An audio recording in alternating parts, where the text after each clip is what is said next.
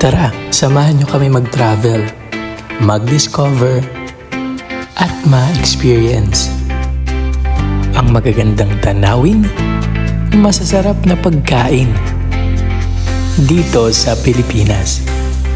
Ako si Norman at kasama ng aking pamilya, samahan niyo kaming maglibot at maglakbay dito sa ating bansa.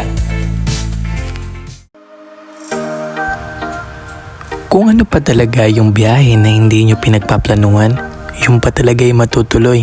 Tama ba? Gaya na lang nito. Tanghali na kami nagising at tanghali na rin kami nakapaganda para makapagbiyahe papuntang Nagcarlan, Laguna. Sulit ang biyahe dahil sa magagandang tanawin.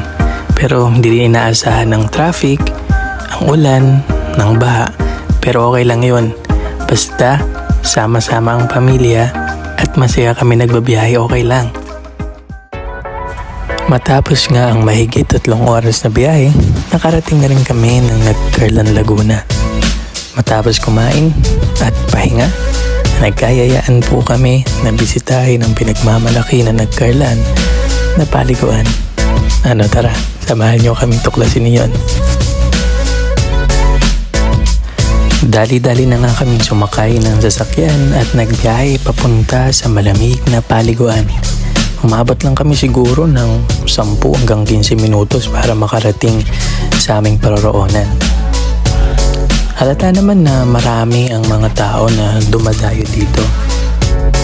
At matatagpuan nga ang natatagong ganda ng kalikasan ng Biga Spring Resort dito sa Barangay Buena Vista, Nagcarlan, Laguna.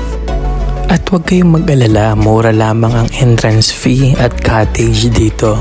Nag-range lamang ng 20 pesos ang mga bata hanggang adult at ang kanilang cottages naman ay 200 hanggang 600 pesos. Malayo-layo nga ang lakaran patungo sa Bigaa Spring Resort. Kaya naman, tiis-tiis lang. Nung araw nga na yan, medyo umulan pa kaya medyo madulas. Pero maganda naman ang kanilang daanan dahil sementado ito.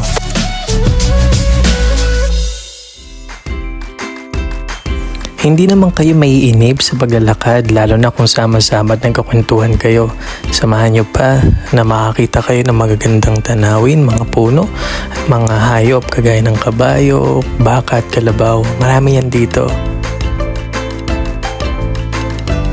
Halata nga sa aming mga muka ang ngiti at excitement para makarating sa aming patutunguhan.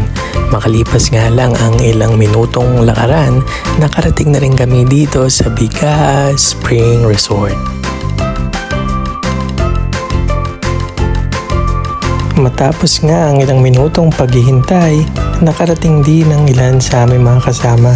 Halatang-halata na pagod na sila sa paglalakad, pero okay lang yan.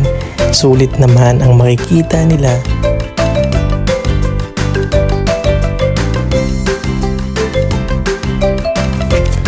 Bumungad nga sa aming mga mata ang malawak na paliguang ito na punong-puno ng mga lokal na taong naninirahan dito sa Nagcarlan, Laguna.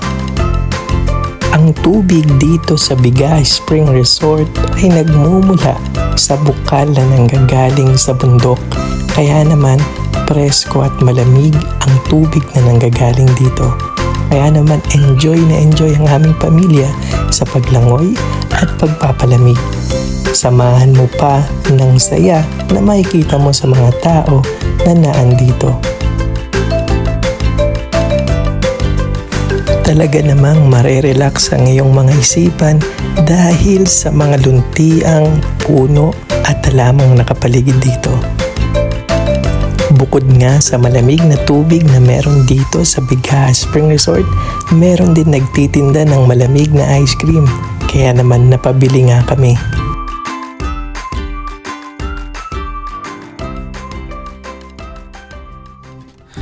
Sa isang kisap mata, babalik ka sa nakaraan dahil dito sa pre-colonial inspired restaurant na matatagpuan dito sa Pagsanan, Laguna, ang La Casa Remedios. Nampanatili ang ganda at kalidad ng ancestral house na ito at kalaunan ay ginawa nga itong kainan. Marami nga daw mga bisita mula sa lokal at mga turista ang dumadalaw, nagpapapicture at tinitikman ang masasarap na pagkain dito. Makikita pa nga sa lumang dingding ang mga lumang larawan ng pamilya ni Ginang Remedios. Mababait ang may-ari ng restaurant na ito. Sinamahan pa nga nila kami sa ilalim ng tahanan kung saan matatagpuan ng isang secret tunnel na ginawa rin nilang kainan.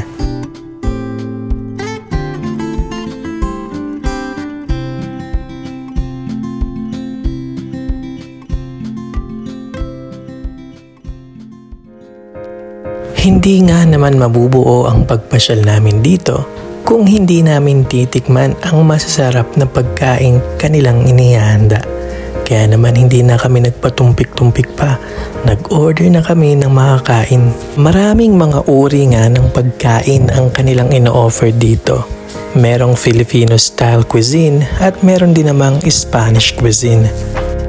Hindi lang mata ang mabubusog, kundi pati na rin ang inyong tiyan. Kaya naman kung gusto nyo ma-experience ito, punta na sa La Casa Remedios. Nakakapagod nga ang maghapong biyahe na ito. Kaya maraming salamat sa inyong pagsubaybay at pagsama sa aming paglalakbay.